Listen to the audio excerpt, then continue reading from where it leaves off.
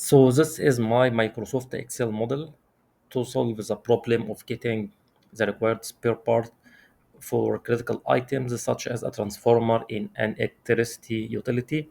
In this example, I assume that we have 20 units of these transformers which have 15% probability of failure within a year. And we wanted to know how many pieces should we keep in our inventory to fix any problem within this year so no service shortage will happen. So in this model, I have here the number of fleet, which is 20 in this case. And here is the probability of failure, which is 15%, and the required confidence for our solution. I set it to 98%.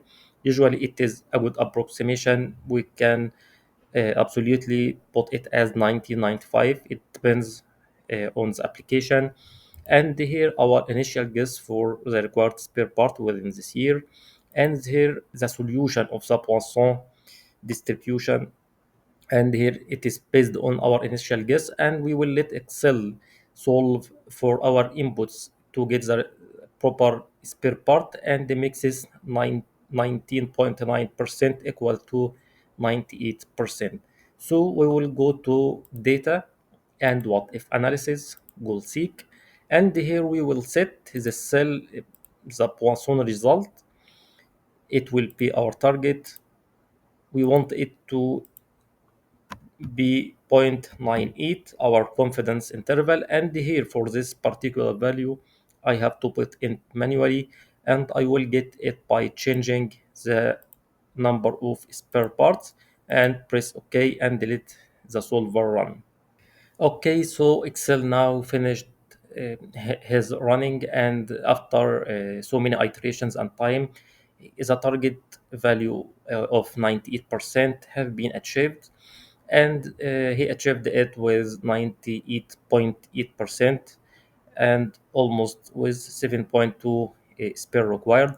So we can say that 7 spare parts will be okay for our example and will achieve our confidence and our confidence.